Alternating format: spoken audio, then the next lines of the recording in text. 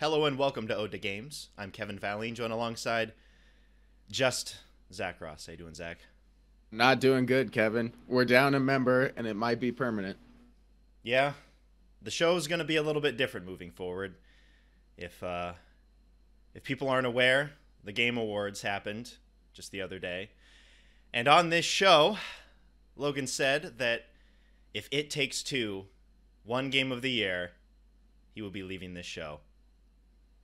And It Takes Two is your Game of the Year for 2021. 2021 Game of the Year. Family Game of the Year. And we're just in disbelief at this show.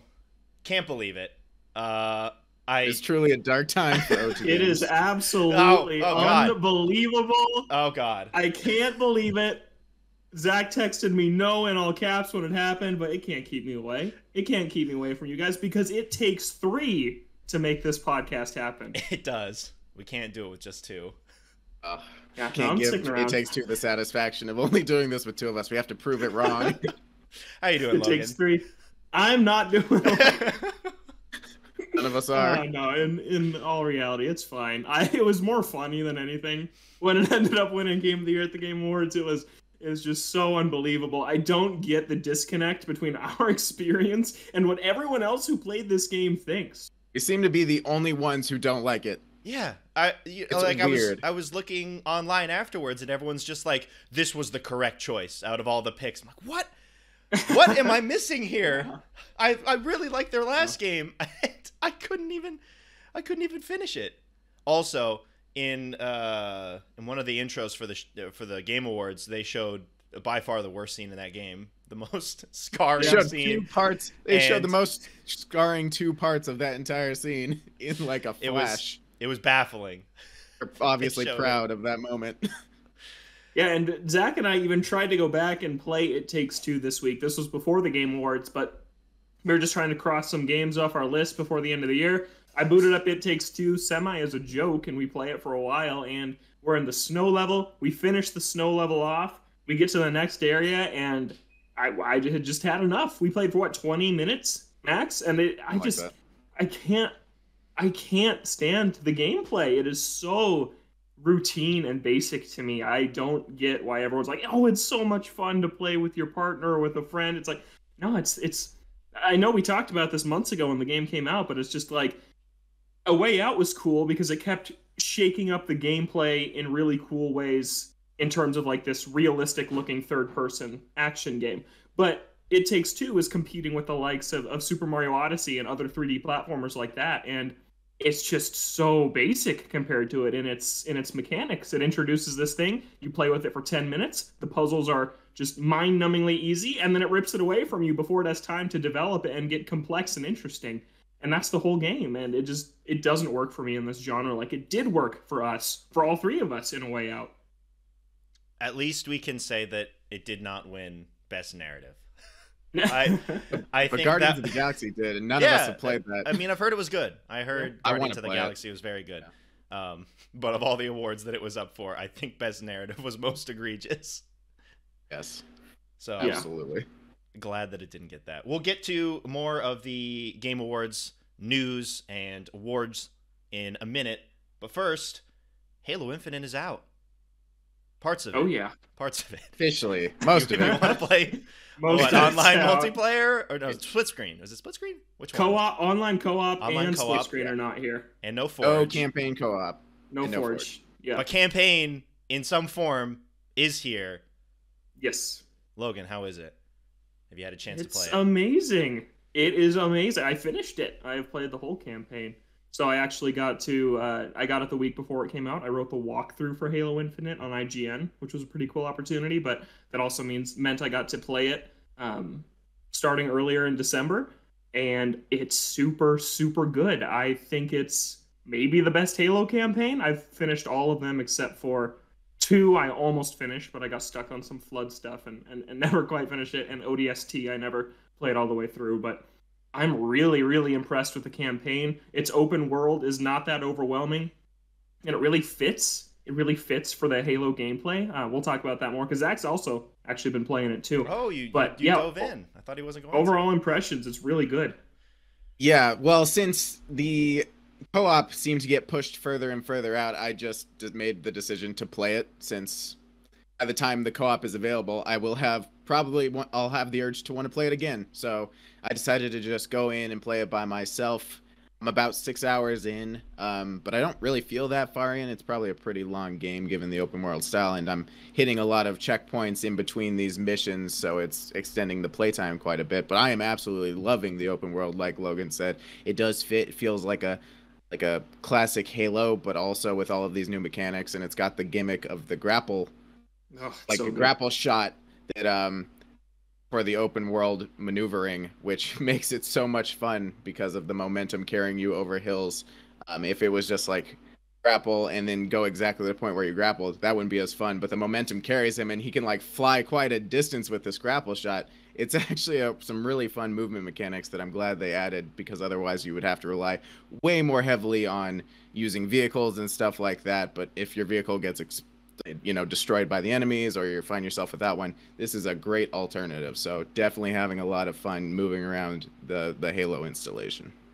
Yeah, the grapple shot is an absolute game changer. The movement is great. There's upgrade trees for all of the equipment that you pick up, and the second upgrade, I think, for the grapple shot reduces the cooldown time by 40%. And if you're good, what you can do, you can grapple as far as you can. Right when you land, you leap, and you take that momentum from the grapple and you do a really long jump, and then by the time you land, if you have the 40% cooldown, you can grapple again. So you can just fly across the map as Master Chief without even a vehicle, and it feels really good. The movement just it feels amazing. Grappling enemies is super satisfying. If you grapple a Jackal's shield, he'll like lift it up and then he's exposed for a split second. So yeah, that's an absolute game changer in the combat and the movement. Yeah, I was seeing some people do some crazy stuff with that grapple.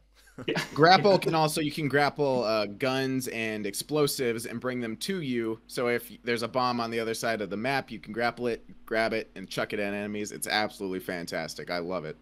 What, I saw someone on Twitter like hit a warthog with a gravity hammer and then grappled the warthog and just flew across the entire map with it. Or something like that. There's so some cool. Crazy stuff that you can do in this game. But I am very curious about how they translated it to the open world. Not just, because Halo is very much levels based. All the previous games have been. So how does it translate in terms of the missions and in terms of, open worlds having a lot of busy work? How does it translate? I really, really like how it's set up. So just to explain it a little bit, there's 15 main missions in the game. That is still the baseline. If you just played all 15 missions, it'd be a little longer than a standard Halo campaign, which ranges from like 10 to 12 missions. So that's pretty good. But then in between the main missions, there are these distinct regions of the Halo ring. I think there's 4 or 5. They call them islands, but they're all pretty much connected. But you can't really get to the 2nd, 3rd, 4th until you complete the campaign missions necessary to get there. But the whole open world as a whole, it's not that big. It's not overwhelming. It's not super huge. It's nothing like Breath of the Wild's world or Skyrim. It's not nearly that big. It's much more self-contained. But how it works is after you complete a mission, immediately the next main mission is on your mini-map and you can go to it. But then just along the way there, you can stop at these different banished, that's what they're called in this one instead of the Covenant, banished outposts, take them out, unlock it. You can free captured UNSC Marines that you meet along the way. And you can capture what are called forward operating bases, or FOBs is what they're called in the game.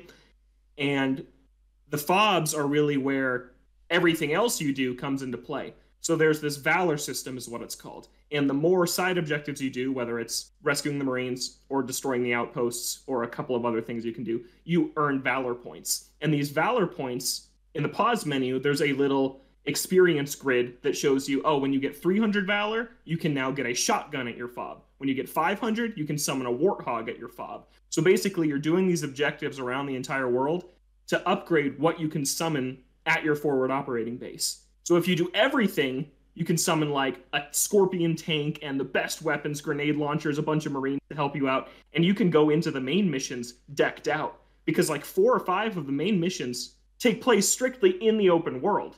So you're completing these objectives in the open world, but you can do them however you want. And it's this really cool sandbox because you can say, I'll just go in with what I have. I'll walk in the front door as Master Chief, and it'll be harder for me if that's what you want to do. Or you can say, I'm going to go to this fob that's like just a few meters down the road from this mission. I'm going to grab a warthog, load it up with Marines, give them all rocket launchers, and we're going to go. And then you can just blast through the front door, and it's a completely different experience. So Halo's always been about kind of sandboxy things in its main missions, doing things how you want. But because of the open world, the main missions are better because you can do these different objectives in so many different ways. And it's a super cool feeling that I think this formula really works with Halo. What do you think, Zach, of the open world design? I think the open world does fit very well. Like Logan said, it's not nearly overwhelmingly big, and every time you complete a mission, boom, the next one just pops up. And not only that, but a bunch of little, like, those objectives also pop up on your map, so you know exactly where they are. And if you happen to pass something, it also appears on your map. So there's always more stuff you can do, and there's always stuff on the way. And like Logan said, at one point I got to this bridge that was just littered with enemies, and there was no way I was getting across it. So I found this forward operating base that was close to me, took it over, got a warthog, got some guys, drove through the bridge, no problem. I just solved my problem using the open world strategy. So yeah, it's play your way, open sandbox, but still very Halo and still very fun. Yeah, and then there are some main missions where you have to get to them on the open world map, but then it's like, okay, we're going underground now into this Forerunner structure. And then it's just like a classic Halo campaign, point A to point B, blasting through hallways, boss fights at the end. So yeah, there's some classic missions like that too that take place out of the open world, but then the best missions are where it's like, you've got these 3 towers to take down, do it however you want. And that's, I think, where the campaign really soars. That's good that they give you options where, yeah, if you don't want to do the open world stuff, you don't have to, and you'll just have a completely different experience, and you can kind of tailor it to how you want. Sounds like the best of both worlds of classic Halo, and if this is the new direction of Halo. Yeah, I really only have like 2 or 3 complaints about it. I think the main one is that the entire world is just a forest biome. The entire open world is the same region, because it is a very small chunk of the ring. So you're either doing missions through trees and dirt paths and roads, or you're doing missions in the Forerunner underground structures with like the like neon blue lights and the towers. And so it does start to look samey after a little while. I think about other games that have like these really cool cities you go through, or desert levels or snow levels in their campaigns, and Infinite just has none of that. So that's something that is a little annoying, I guess, that if this is the new direction, a sequel, I'd like to see an open world that's a little more varied.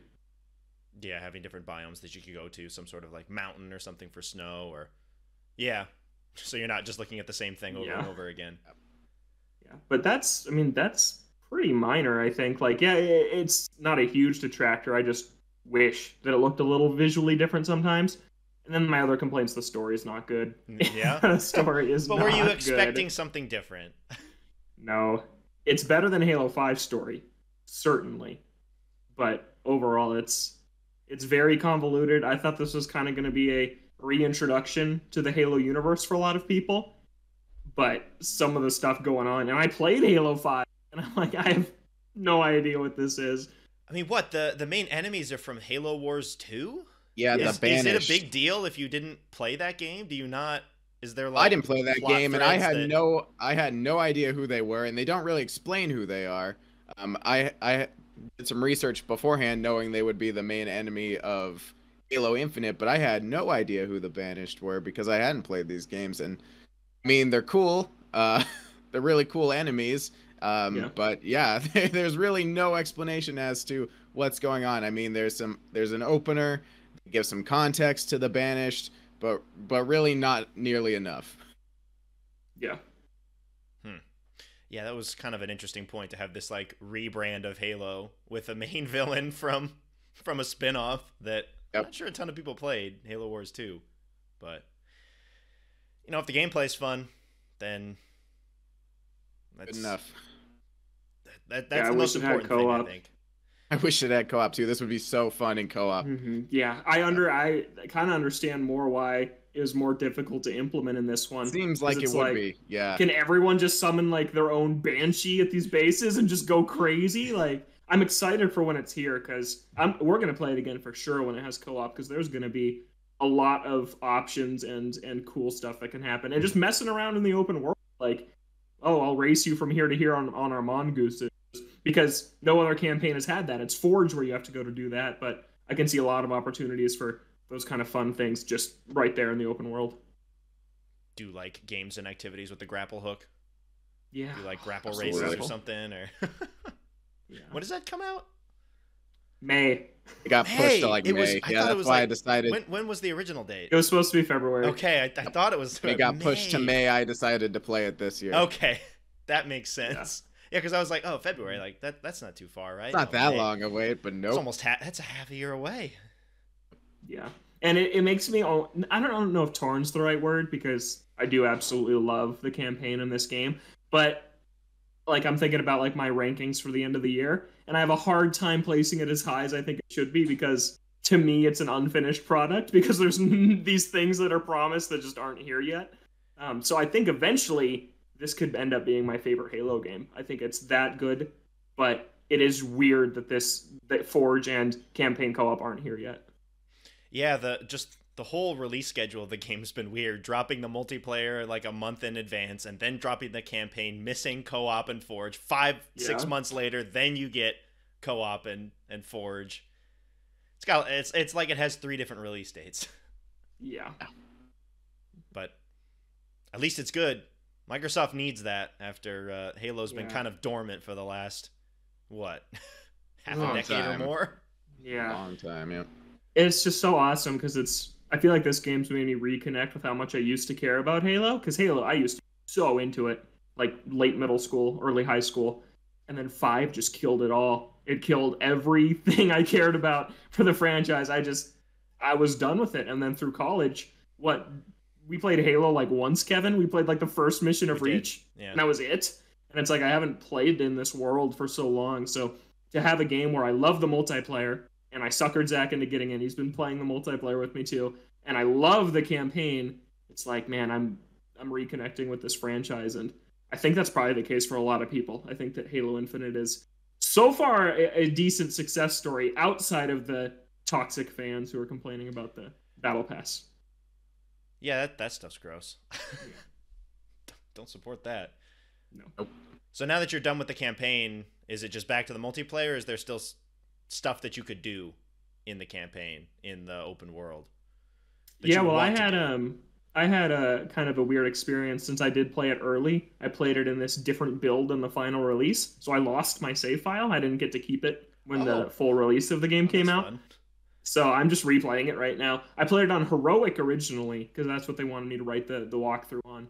So it was hard. I went from playing always Halo in normal co-op to solo Heroic, and it was a pretty steep difficulty increase. But it was really fun. I think it made the missions more memorable because I had to really plan strategy instead of just blasting through. But now I am just blasting through, and I'm just replaying it myself again on easy, and I'm just wrecking easy, house, not even normal? through. Yeah, not even on normal. I'm just ripping through these missions, grapple left and right. Yeah, it's super fun. It's like a power trip. That's pretty fun to just romp around this world and easily take out anything I see. And the multiplayer still been good? Yeah, Zach, you want to talk about multiplayer at all?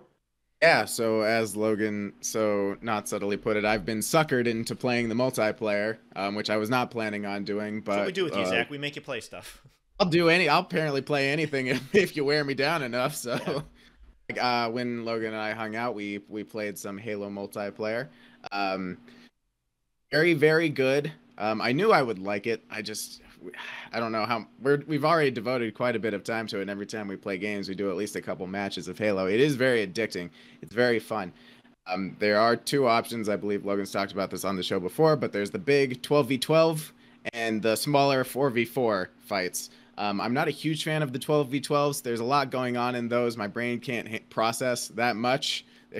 And it always feels like I'm being killed from every angle. So I'm not a huge fan of the 12v12s, even though the power seed mode where you collect power seeds and bring back to your base, that was fun. But we only got that once because you can't choose what you get to play. It just gives it to you randomly, which is the biggest complaint that people have, and it's still a problem. But I like the power seed, but every other mode, like the capturing bases not a huge fan of that. However, the 4v4, I pretty much like all of the modes. So having a playlist of all the modes that I shuffle through, that's totally fine. Even Oddball, the one I like the least, we've played it so much that I've kind of grown accustomed to it, and I like it a lot. And playing through the campaign on Heroic has made me better at the multiplayer. So now it's a win-win. Yeah, definitely. So yeah, having a lot of fun with that. But yes, please let us design our own playlists so we can just pick the games that we want. But I feel like a lot of people coming. probably just It's coming. They're adding a Slayer only playlist like next week or something like that. Pretty soon. It's not that I just want Slayer. It's just that I'd rather curate the type of games that I can randomly get. Because if that's the case, everyone's just gonna be playing Slayer. No one's gonna be playing anything else. But if we can make like a playlist of everything, why? Because they're games that they're pretty sure no one's gonna play. I would probably just have a playlist of all of them because I kind of like just having Slayer over and over again would probably get boring to me. But my least favorite has actually become Strongholds, the one with the 3 zones you have to capture. I get really tired of running around to the different areas, taking them. I like Capture the Flag. I like Oddball. I like Slayer. Yeah, I just don't like the Strongholds very much. One Flag? I don't like One Flag. Oh yeah. That. Yeah.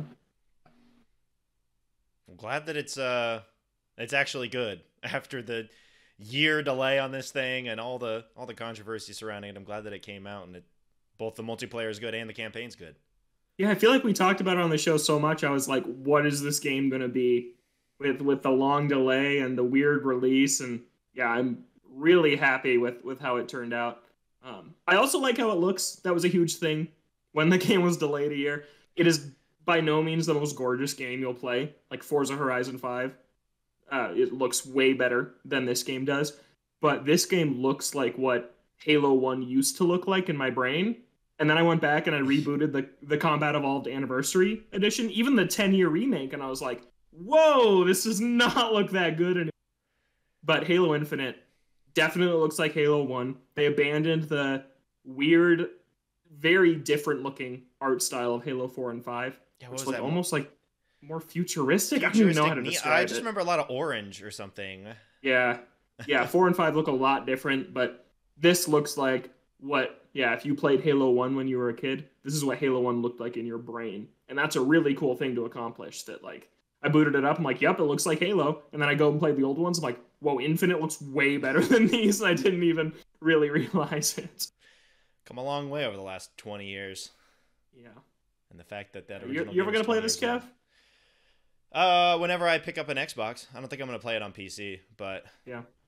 I think I've said on the show a couple of times that I feel like by the end of this generation, I'll have an Xbox somehow. Whenever that is, I don't know. But when that happens, I'll definitely try out Halo Infinite. Yeah, it's great. Maybe we can play a co-op file of the 3 of us. Yeah, I'd be down for it. And by that point, co-op will be there. It'll finally be there. Yeah. All right, do we want to talk about the Game Awards, Logan? Yeah, let's do it. Let's get into the announcements. I feel like we already talked about the big award, the Game of the Year award. It Takes Two. There were a few other good ones in there. Forza won a few things. Deathloop won a few things. Metroid won Action Adventure of the Year. But let's get into some of the announcements here. The big one for this show, at least, Sonic was there in 2 ways. We've got a new trailer for the movie and a quick reveal trailer of the new game. Sonic Frontiers is the official title. That was trademarked a couple weeks back, so we kind of knew that's what it was going to be called. And it's called an open zone adventure.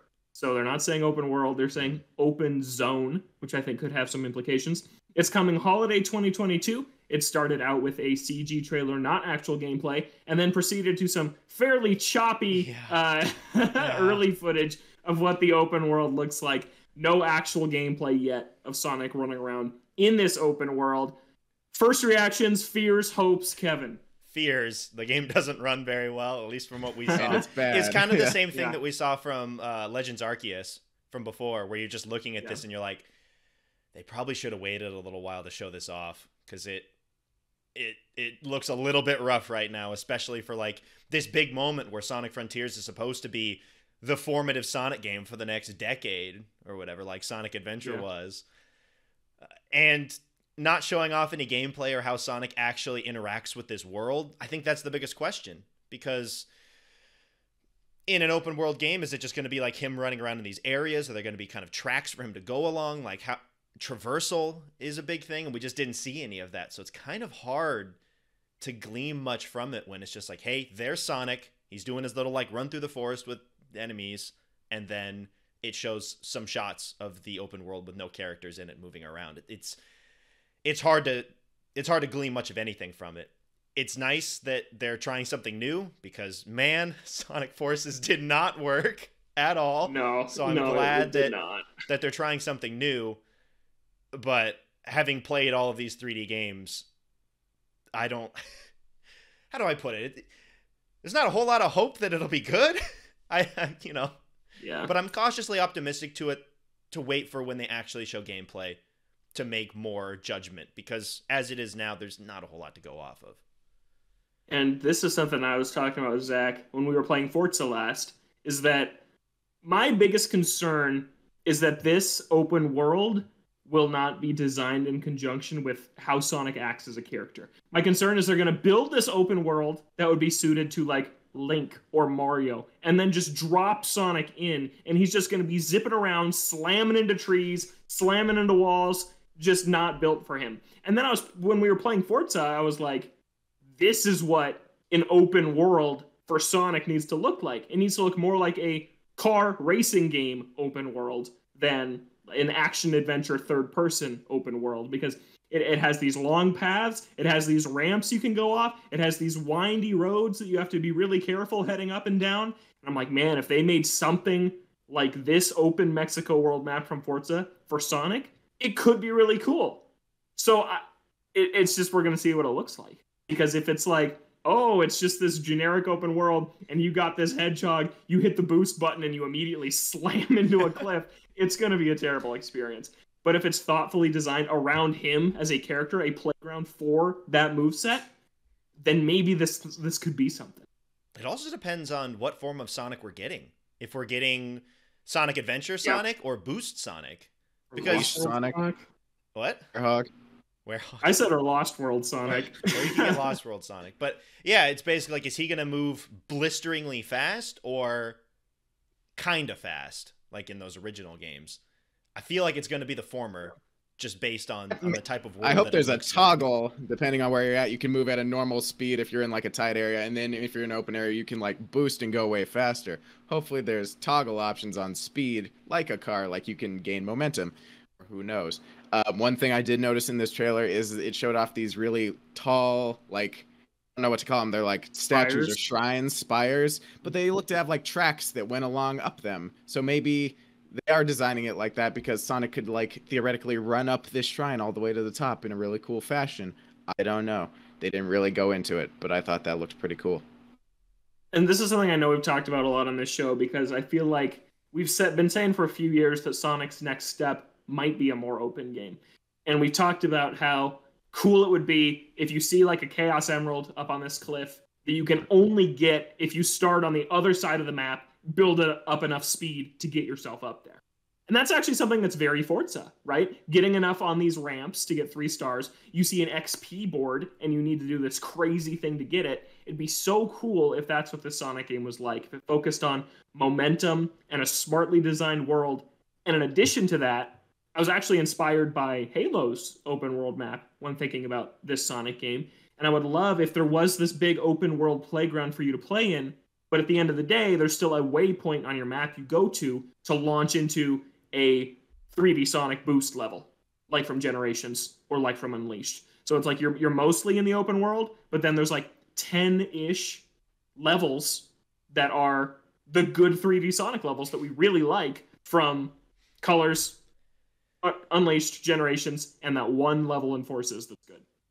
So that's what I would love, because we always talk about how like Generations has 9 levels, 8 of them are really, really good. The Sonic Colors one is not so good in that game.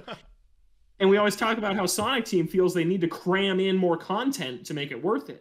But if that content, that extra filler content, is an open world that's fun to run around in, and then it's still built around these 9 or 10 core levels, this game could be really good. I just don't know if I have the faith that it's going to be. So I'm cautiously optimistic, but we've been burned so many times before. My expectations could not be lower. I'll just put it that way. Yeah, is it going to be more of like a hub world type of thing with just some more things that you can do that actually kind of affect the story in some way? Because I feel like in the hub worlds, I mean, it was just like to find the next level. Like, I guess there were some missions, but they didn't really have any substance or anything like that. Or if it is going to be like, this is the open world and this is where you're going to be spending all of your time. And if they do that, I think I'll be a little bit more worried. Because I don't know if they can make a whole story around that interesting with Sonic for that long. Yeah, but they're also calling it open zone.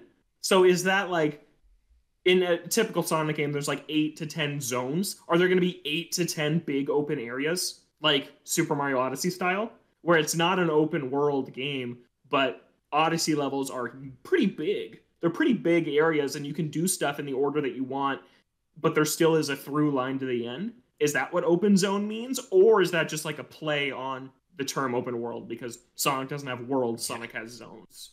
I can't tell. That. Yeah.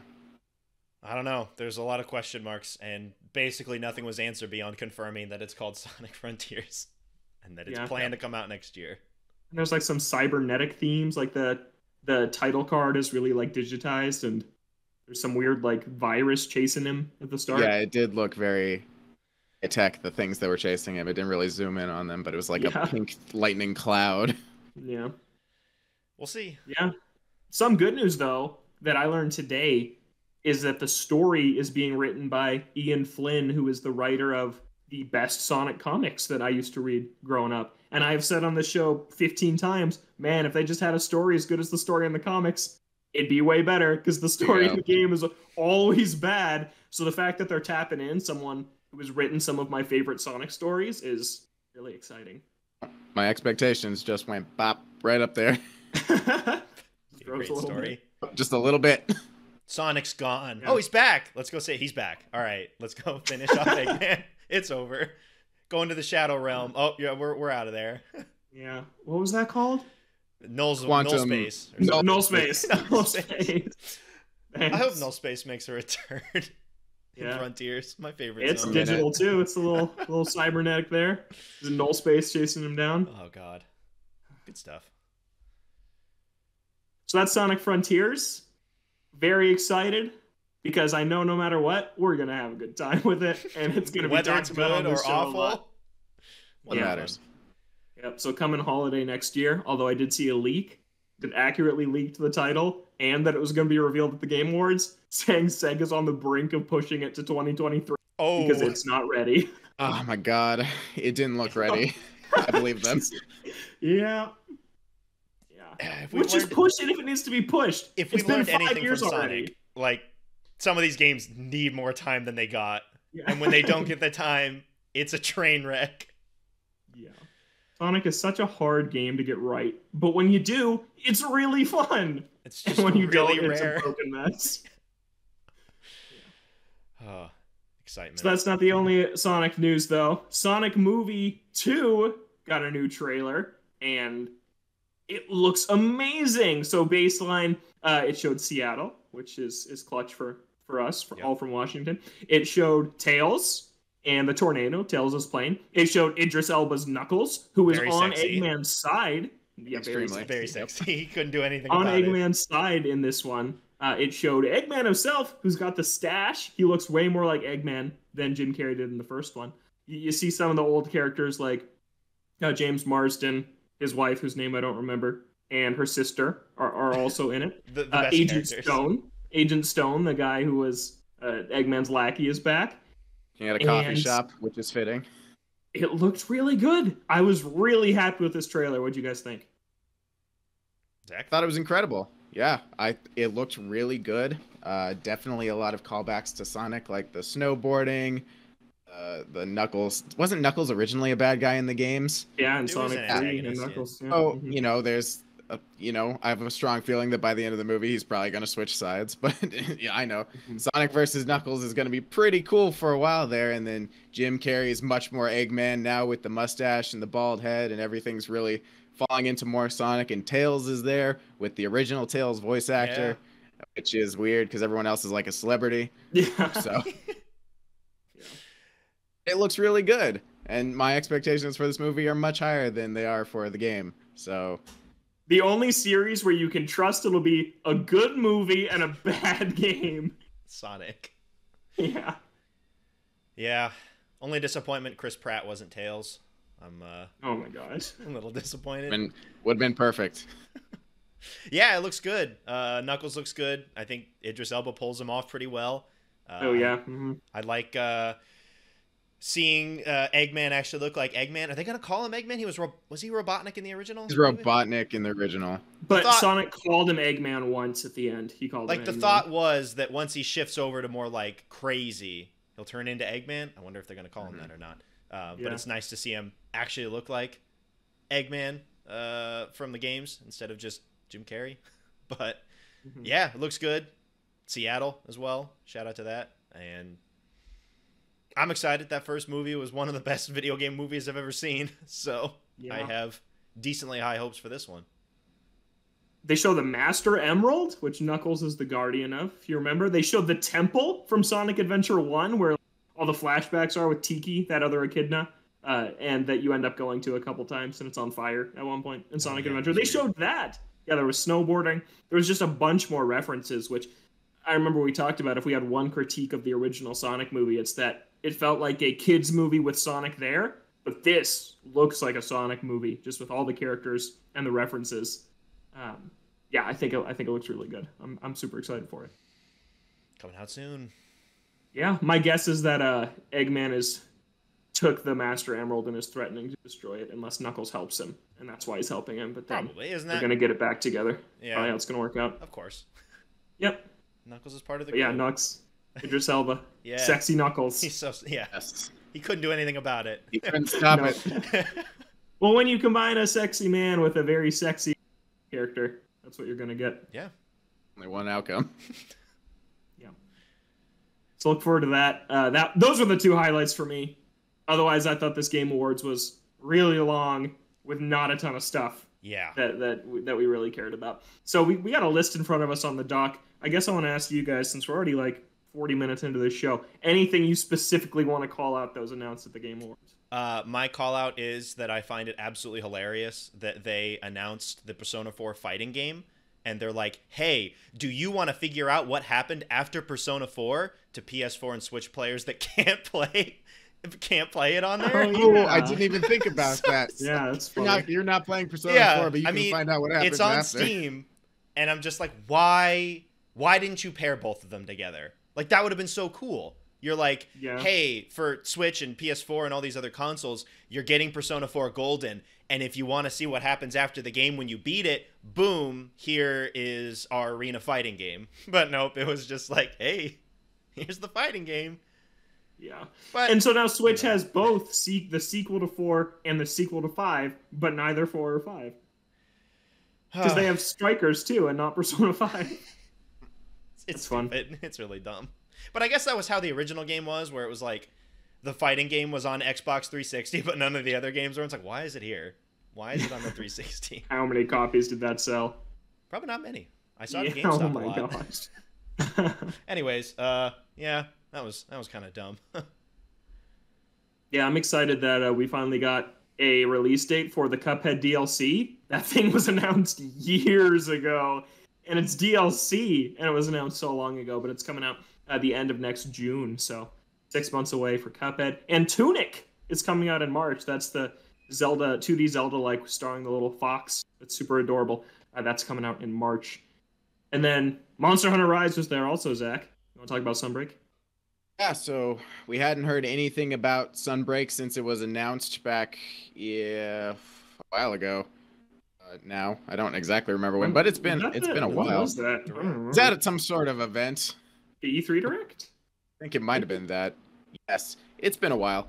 We hadn't heard anything, so they showed a new trailer showing off the new base hub area for the expansion Sunbreak. It's called Elgato. It is Ron Dean's kingdom, which everyone predicted would be the area. So a lot of people saw this coming, and they showed off a new monster officially called Lunagaron, which is like a a knight version of Odogaron.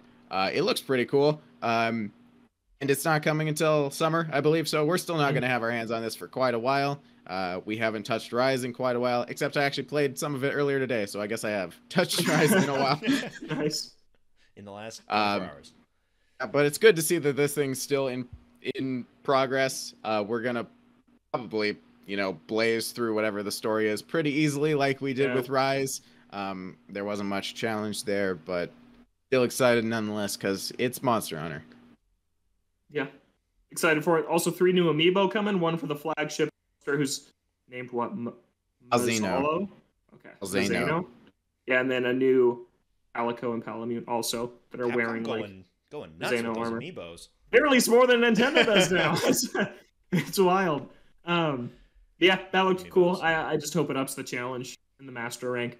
A couple other things. Alan Wake 2 officially announced. A new Wonder Woman game was barely announced. Yeah, well, showed a picture of Wonder Woman. Jeff Keighley just like, oh, I'm so excited to show this to you. Oh, Wonder Woman. Okay, that's it. All right, back to the thing. Yeah. Suicide Squad did get gameplay, which I thought looked fun. So that's a co-op game from Rocksteady. So that looked interesting. Star Wars Eclipse is the new Quantic Dream Star Wars game that leaked a while back. And their big one more thing was an Unreal Engine 5 Matrix demo that you can download on PS5 and Series X. It did not look great. It was just like, from what they showed, it looked like just like an on-rails shooter, basically. Yeah. And it's like, that's your big one more thing. I guess I watched the whole thing, 4:30 to 8:15 by the time I wrapped up. And my favorite announcements were like all in the pre-show. Tunic, Monster Hunter, Cuphead was not too far into the whole thing. It's like, and then the Sonic movie was pretty early. So I'm sitting here for like the last 2 hours of this thing, and it's just like shooter after shooter after shooter, and I'm like, there's too many games. Who plays all of these? Like, seriously, some of this stuff, who plays it? Who's like, I'm super excited for that one? I just don't know. I mean, it reminded me a lot of some of Xbox's showcases from years past, where it's like they had a bunch of stuff to show, and they can sit up there and brag that they have so many of these world premieres. Also, like the world premiere, I just find it funny how he's just like world premiere, and it's just like, I guess the only reason you have that is to differentiate between which one's a world premiere and which one's just straight up an ad. But that was weird. But it's just like a lot of these games kind of blended together. And I was watching it post because timing, can't watch it live. And I was just like, I mean, I was skipping through all the concerts. I didn't care about the musical performances at all, and skipping through all the ads. And then when the actual game showed up, I kind of zoned out on a lot of them because it felt like I was watching. Sometimes it felt like I was watching the same trailer over and over, or I'm just watching a title reveal like Wonder Woman, where it's like, it doesn't help that I also tuning out that I don't care about the property, and then it's just like, wow, cool. Also, they had Elden Ring, right? Was there any gameplay in there? No, that was like the biggest CG trailer I've ever seen. And the game comes out in 2 months, and they just had a play test where you can play the game. What was the point of that? When they were like, most anticipated game winner, Elden Ring, for the 2nd year in a row, and we watched that, I'm like, did they just feel like they had to have something for it here? Like, that was a waste of our time. There was nothing in that.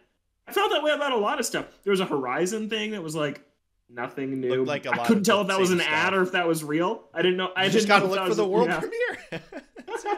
Pretty much. Nintendo brought nothing, which I was surprised by. I guess the biggest thing was that they have the Rise DLC coming, which is a Switch console exclusive. So maybe that's what they kind of thought was their thing there, and they had Amiibo there too. So I don't know. I was surprised that we didn't see anything. I was really hopeful for Zelda the whole time, and when I was looking at the time, I'm like, okay, they announced Best Game Direction, then they're going to have one more big thing, and then Game of the Year. And I'm like, that's where Zelda's going to go, because Nintendo hasn't had a thing yet. And then it was that Matrix thing. I was just like, shoot. Yeah, just the last little bit was a whole lot of nothing, with Elden Ring's not the trailer that didn't need to be there. And then the Matrix stuff, it kind of just ended. I was expecting Final Fantasy 16 at some point, and I didn't get any of that. Speaking of that, that's Final coming Fantasy to PC. 7 Remake on PC, yeah. Me and Zach were talking about that on the show Like a a little week. bit back, that it was like Yeah. that it was going to be a console exclusive for like a year, and we've gotten this far, and there was no peep about when it was coming to other platforms. But there we go. Yeah. It's coming to PC. Yeah, that's right. Forgot about that. Yeah. But yeah, I feel like the Game Awards have a big issue. I feel like I like the event. I think it's fun, but it does it drags out, and I think a lot of people online are hoping to see more celebration of the games that came out. Every year, the awards feel like more and more of an afterthought. And I guess I want to ask you guys, is that something that bugs you about this event, or not so much? Yeah, I think so. Because they relegate so many of the awards. Like, it was super weird when there was like a little section in the middle where it's just like best RPG. That's a pretty big deal. Like, yeah, that's best a pretty sports game was off screen. Oh, yeah. Best RPG. They would like, just all like of those big reference awards things. were just nothing, and those are games that didn't get much recognition outside of that, like Tales of Arise or Guilty Gear Strive or Forza. Like, yeah, Forza was so good, and it was barely mentioned. Some time on the stage because they're really good games in their categories, but nope, they just got shafted off screen. Yeah, and so many of the awards are given out in the pre-show, which a lot of people don't even watch. But you should have, because there was actually some decent stuff in there. Logan texted me like 4:30, like, "Wow, Tunic." I'm like, "What are you watching right now? It's not even. It doesn't start till 5." Yeah, and it also felt there were a couple of times where like they had accepted the award and they were walking off stage, and then like before they could even get off, it's like world premiere, and it's just going again. It's like you have no time to breathe because there's just another world premiere thing, and it just feels overstuffed.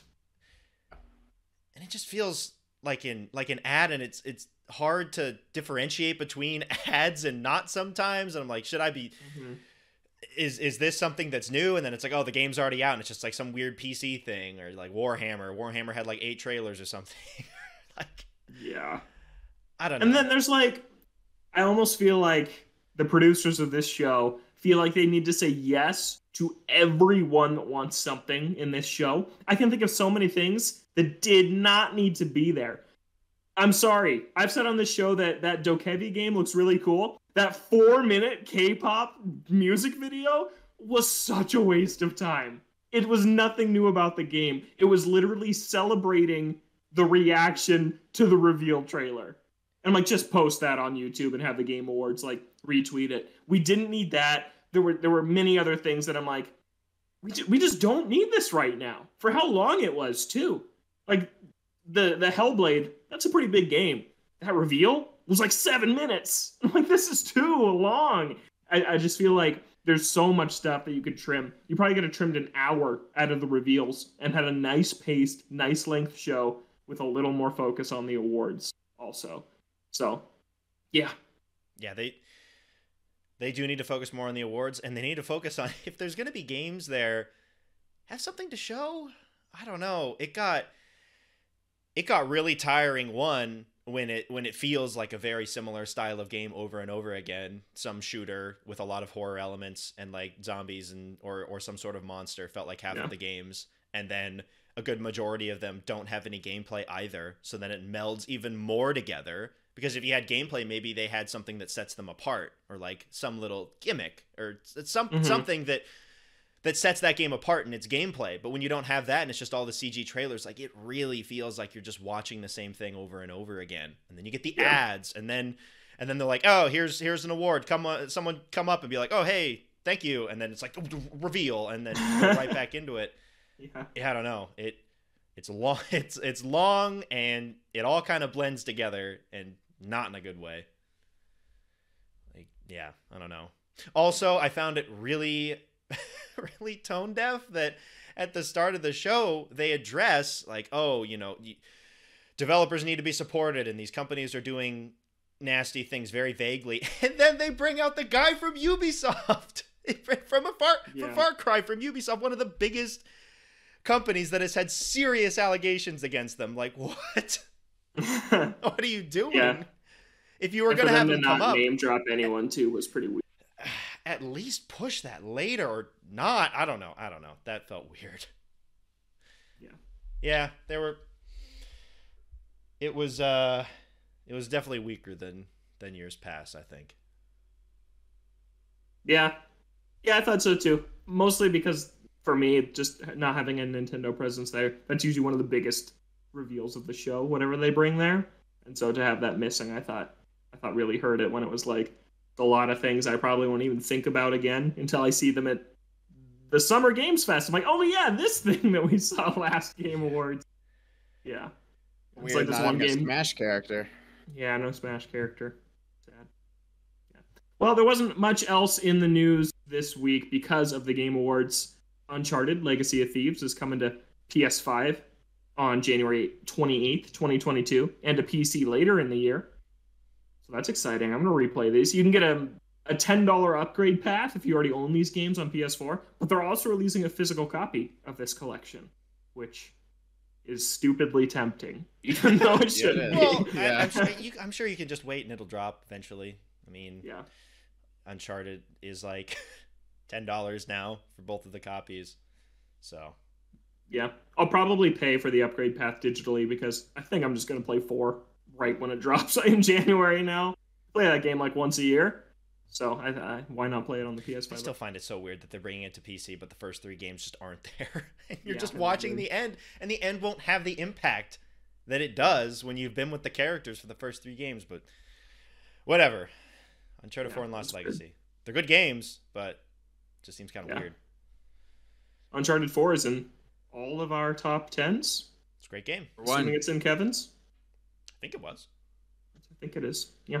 Uncharted 4, baby. So good. Other Naughty Dog news, Nick Offerman playing Bill in the Last of Us show. So that's Okay. Ron Swanson from Parks and Rec, for reference if you didn't know. But yeah, that's a pretty solid I casting. think it fits really well. I love that guy. Bill, Nick Offerman. Bill sucks. Not Bill guy. I'm not a Bill guy. Yeah, I'm interested to see what that show is. it is going to be just the straight retelling of the original game, right? I believe yeah, so. but with some liberties, I think. I think they're gonna expand on some areas. I don't know. We'll see. Yeah. But yeah, that's a great casting. That's a fun ad. Yeah, I think that works really well. I think he fits that character pretty well. And then last thing you had here, Kevin, GTA Online getting a story expansion with Franklin. So that's kind of bizarre.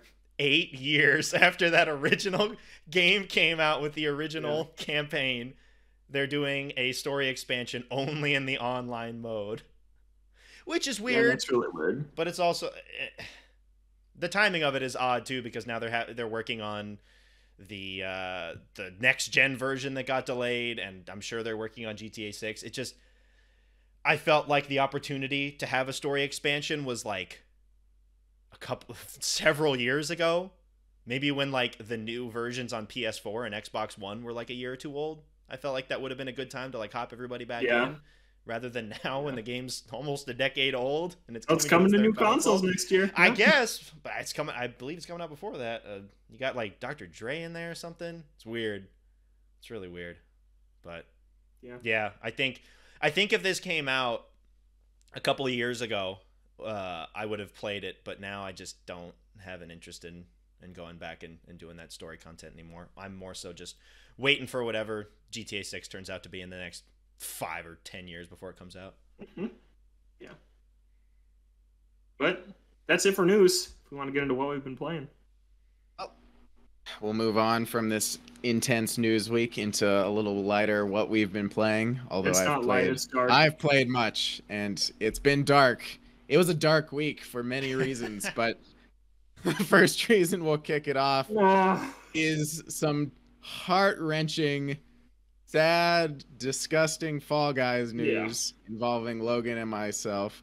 Kevin, we played Fall Guys as a collective. It was fun. Shortly after last show. That was the fun. new maps. Yeah, I enjoyed It was the perfectly new maps and fun. games and things. Kevin didn't get a win. That was the first sad thing. But that's normal. That I have come to the realization that it's just not in the cards for me ever for me to get a win, and I'll be fine just playing it as it is. I don't need that victory. At 2, Logan and I are hanging out. There's this new show, All Ball something or other. It's the Golden Goal Challenge. Golden Goal Challenge, where it is 2 games of Fall Ball. The first one being 8v8. First goal team to score wins. They move on. Your team is split up into 4v4. Same thing. First one to score wins. So in order to win a game, you need to score only 2 goals. That's it. In a row. You can't. Yeah, 2 goals. You have to go 2-0, 2-0 to win a crown. Yeah. Wow. Team wins. So both of you, everyone on your team wins. That being said, we saw this as an opportunity to cheese our way into the infallible trophy. Fall Guys, the one that has eluded us this whole time. Yeah. 5 wins in a row. And it started off pretty strong. Not too far into it, we had gotten to 4 wins in a row. Which we lost on the 9th goal. So in order to win, we needed to get 10 consecutive goals. We only got 8. We lost on the 9th. Then after that, we kind of we fell apart. We fell apart. We lost like 7 in a row.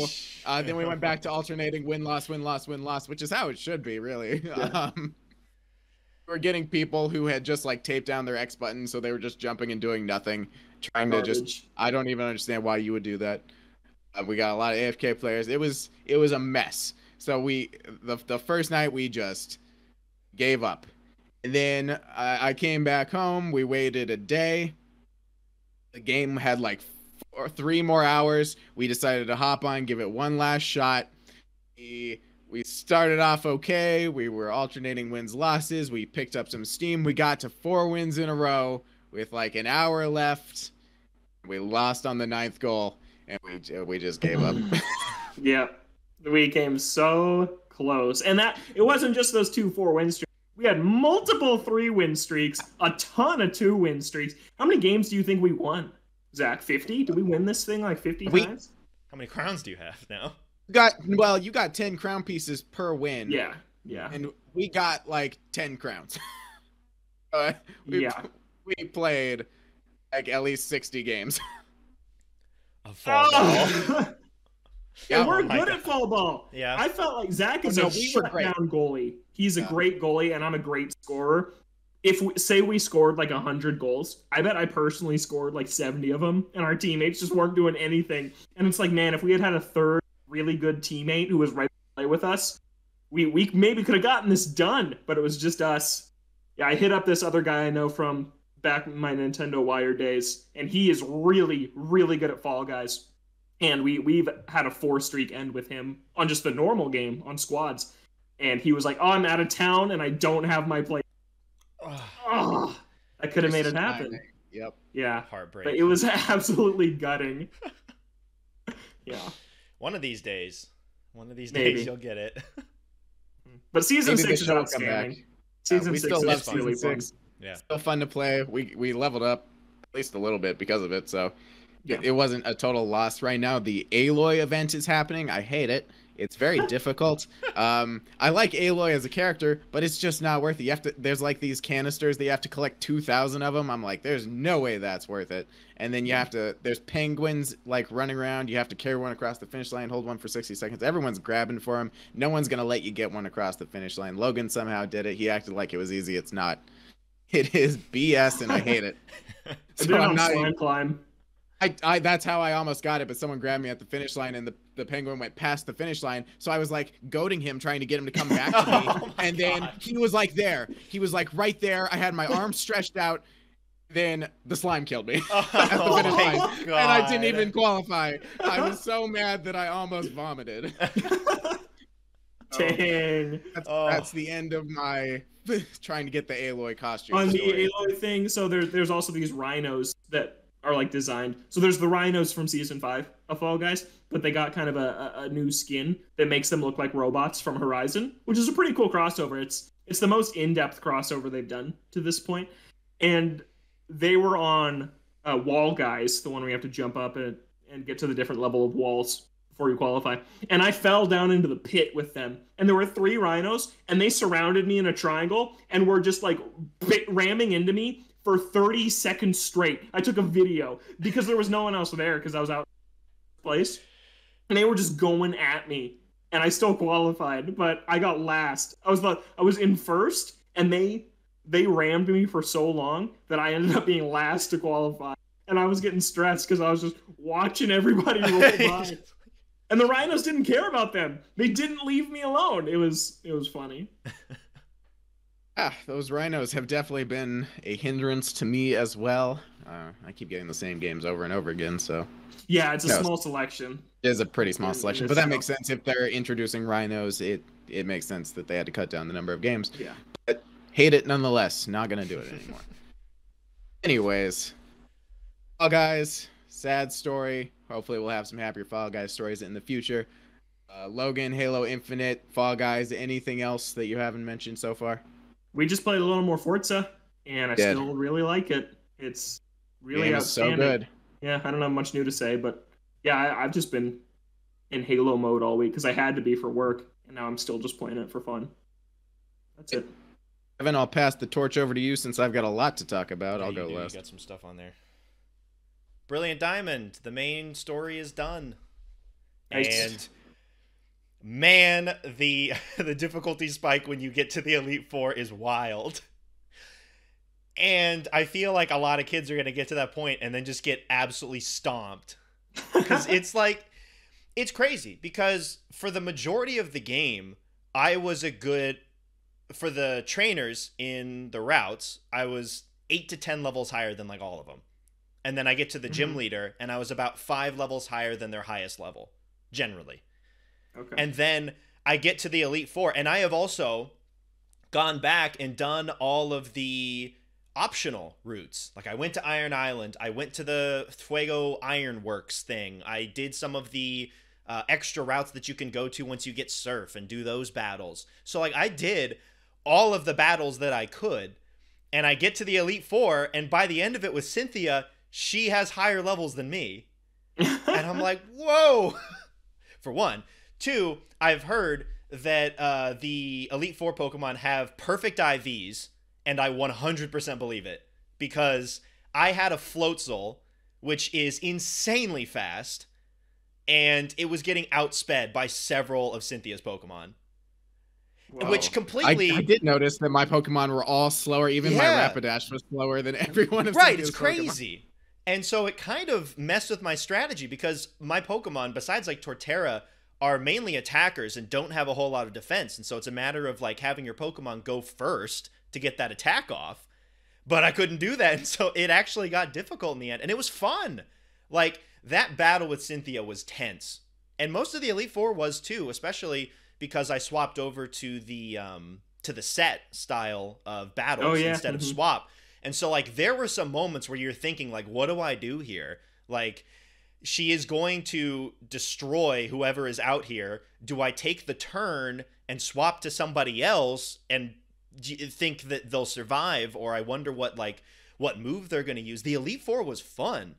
And they have a bunch of different items that they're holding for, like, what is it? The Focus Sash, so that you can't one-shot some of their Pokemon. Mm-hmm. So it's fun. But there were also some moments where the new style of Pokemon got comical. So if your Pokemon likes you enough, they'll do things like get critical hits or survive with 1 hit point, which I think can be kind of interesting. That's more of like a random thing that's kind of fun. It was like, and it makes sense too. Like in the shows, they'll have that thing where it's like they get hit really hard, but they're like surviving with 1 HP, and it's like, oh, they're just trying to push through for you. But when it gets to the point where they're just shaking off status afflictions, it is hilarious. There was a point where someone was using Will-O-Wisp to burn my Luxray. 3 straight times he just shook it off. What a champ. 3 in a row. There was another time where a Pokemon used Toxic the first turn before it even had a chance to do any damage. A Pokemon's just like, no, I'm not going to be poisoned anymore. So it's, nice. I don't know, like, the other things that kind of make sense. How in the world does the Pokemon just decide, like, I'm not going to be poisoned anymore? Like, yeah, like, I love you too much, man. I just can't be poisoned. So that was a little comical. It was, by the 3rd time, I'm like, no way. There's no way he's going to shake this off again. And then he's just like, yep. I'm like, oh my God. I saw a video on Twitter of a Pokemon who was already on 1 HP surviving a hit because of friendship. That's Just didn't take any amazing. damage. He's like, nah, bro. I'm today. fine. Even though that earthquake so would have done good. like 200 damage on me normally, I'll just live. That's amazing. So that stuff was kind of stupid. But overall, that was probably the most fun I had with the entire game, was the Elite Four, because it was tense. Like, I had to think about my decisions. You had to actually think about things and think about what move is best for this situation. If you're not going to kill it with this Pokemon, and if they're going to go down, are you going to let them die, or are you going to be able to swap to somebody else and maybe like heal them up if you think the other Pokemon's going to take some more hits? It was interesting. It was fun. And Awesome. one, I wish the main game was a little bit more like that, and two, the problem that I have with it is that the game doesn't prepare you for that. The game is such a cakewalk through the majority of the game, and then you get to the Elite Four, and it is completely different. Like, you need at least some form of strategy, but the rest of the game doesn't warrant a strategy at all. Mm-hmm. Which I feel like, for me, since I've played these games before and I've played a bunch of Pokemon games, it wasn't that big of a deal. Like, I could, you've been through it before. But for some kids who it's maybe their first or second Pokemon game, I feel like that could get really frustrating. Of just like, Yeah, absolutely. or just being like, this Pokemon is so fast, why is it getting outsped? Or they don't understand the IVs, or just why they're getting stomped, or why the level just jumped so high. Like, I don't know. I feel like it's a good and a bad thing with how it was put together. But for me personally, I had a bunch of fun, and that Cynthia fight was a really good time. That last Garchomp was so stressful of swapping people out to try and take it out. My last Pokemon, I had one Pokemon left against that Garchomp, and I got it done. It was a lot of revives coming at the end there. It gets stressful. So that was a lot of fun. I've done a little bit of the post-game areas, and that's been a good time with, the national decks and the new Pokemon. Yeah, I forgot what it was like to have a Pokemon game that had a post-game and a lot of optional areas, and it's really nice. Like, I can go and do these things that's just not railroading to the next town or the next gym battle. Like, there's a bunch of just optional stuff that you can do in post-game, and it's fun. It's nice that, like, I beat the Elite Four, and there's still a bunch for me to do, and that's what Gen 4 sells at. Yeah. So it was just exciting to know that I put in 20 hours into the game, beat the Elite Four, and knew that there was a good chunk of game left for me to play. So I'm looking forward to that. I also, looking back on it, there are certain things that, man, I am so confused why they didn't just bring over from Platinum. The biggest one for me was I didn't even know this, in Diamond and Pearl, you couldn't get Rotom until you had the national dex. But in Platinum, they changed it so you could get him at the second gym, and it made sense because you catch him at level 15. And a lot of the time when I was playing Platinum, it was like, do I want Luxray or do I want Rotom? Those are my two that I swapped off at. And you just can't get them. Like, you can't get them until you get the national dex. And it's just like, it's small changes like that where I'm like, why did you keep that when it wouldn't have changed anything in the main game to have it in there? Like, there were certain things that Platinum did better that I was confused why. Also, looking at Elite Four trainers and the lack of certain types of Pokemon in Diamond and Pearl is really funny. How, like, the fire type dude has only 2 fire types, but then you go to Platinum and he's got a full set of all these different fire types that they introduce later, and it's just weird. And that's interesting. It's another thing where it's like, yeah, Platinum was just so much better at that with its more balanced Pokedex than Diamond and Pearl was. But yeah, in another way, it was also more interesting for the fights because it's not just like they're all fire types and I can beat them the same way. So it's good and bad. But yeah, it got more fun as I got to the end. The Elite Four was a really good time, and I'm having fun with the post game as well. So it's been a good time, and I'll be playing it for at least the next week to get through the post game island. Like how it won't give you a Rotom, but it'll give you a Mew, a Jirachi, and a Manaphy all in the first like 2 hours of the game. You don't need Rotom. Just get these other, you don't need them. God tier legendaries. God tier Pokemon. It's fine. All right. It's fun. It's fun though. I like Anything else, or was it pretty much just that? Pretty much just that, yeah. And then a little bit of Stardew. But all right. Nothing new there. Of course. Well, last week on the show, I set out to beat Metroid Dread. I was not yeah. very far into it. Logan wanted it back, and I was going to hang out with him, so I had to deliver it to him. So I had to beat Metroid Dread in the span of like 2 days, and I successfully did. It was not an easy task. That game is fairly difficult, but what I said last week stands. It is a beautiful game. It runs buttery smooth. I love the dynamic backgrounds, the soundtrack, the gameplay, the upgrades. It's all fantastic. It's a fantastic game, but I think my favorite part by far were the boss fights. The boss fights are so cool. There's a good amount of them. You don't really know when they're coming. They kind of just happen. And they're really good at utilizing the upgrades that you get throughout the different parts of the game. And apparently you can, if you get upgrades early on, it changes the way boss fights go, according to Logan, and I believe him because I have no reason not to. And then the final boss, it's just so good. They really complement the gameplay very well. And this being my first Metroid, it's a great experience. The story was a little weird at times. I didn't really understand what was going on near the end there. Logan had to explain a lot of it to me because it seemed really weird. But overall, it was a very great experience and loved it a lot. So that was great. But that's not my favorite game that I played this week. My favorite game, when I was hanging out with Logan, he had to work, so I had the opportunity to use his PS5, and of course, I continued on my Deathloop journey, which is a game that I think is phenomenal. I absolutely love Deathloop. I was able to beat it while I was there, so I've beaten 2 fantastic games in the span of this week. 2 Game of the Year nominees. 2 Game of the Year nominees. Game of the Year. They're not as good as You tried. I tried. To, but... I did play some of some of It Takes Two. Couldn't do it. Yeah. Skipping cutscenes wasn't enough. We just couldn't do it.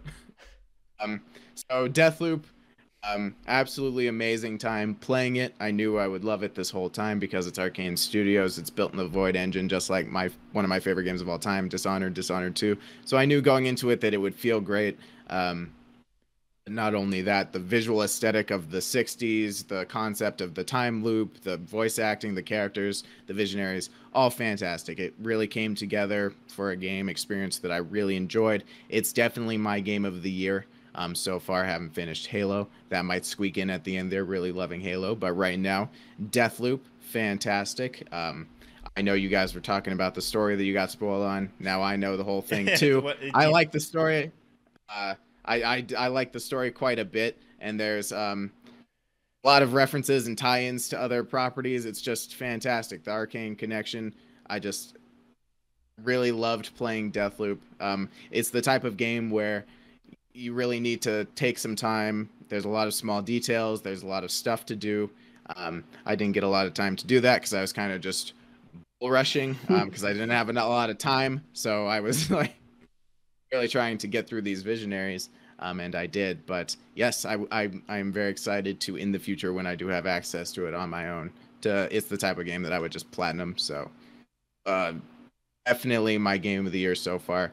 Loved it a lot, and that's coming off of playing Metroid Dread, which was my game of the year up until I beat Deathloop. For like 2 days. Yeah, for like 2 days. So that's very exciting.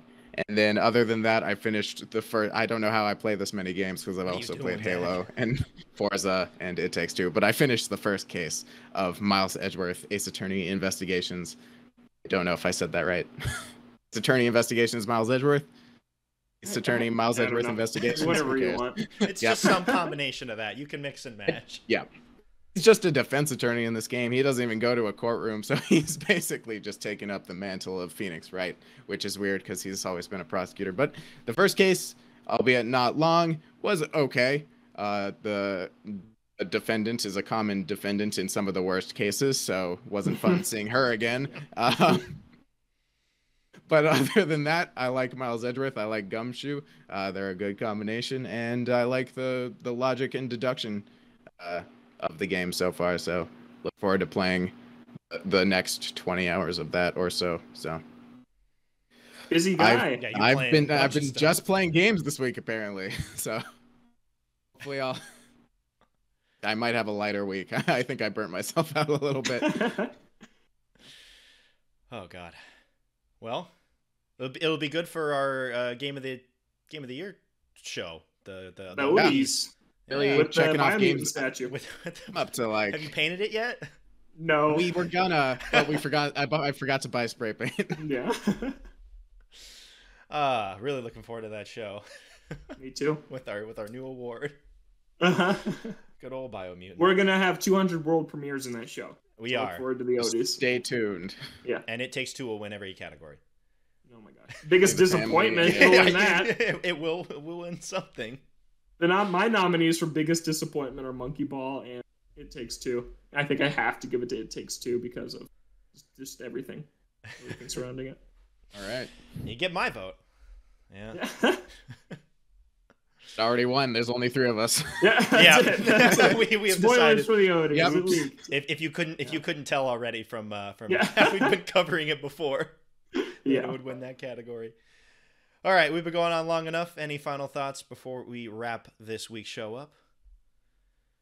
It takes 3, man. It does take 3 to It make will this always podcast, take 3. and I'm very glad it does. Very glad you'll still be on this show. Gonna be Not honest, when going you said anywhere. that, I really didn't think the game was gonna win Me with all neither. of those It other was games. an empty threat. It was an empty threat. We all knew it. I didn't think it was gonna win, but here we are. But the we show will remain the same. Logan will be back. He's back this week and every Yeah. week. We can't do it without him. Zach, anything Oh. from you? Empty, just video games. Yep. So many games. All this whole week, just nothing but video games. Whether it's playing video games or watching a million world premieres of games that you may or may not remember at all. Yep. What a week. But Halo's great, and that really is awesome because I've been worried about it, and it's pretty amazing. That's my main. That's my final Final thought. thought. Glad it Yep. lived up to the hopes of bringing Halo back.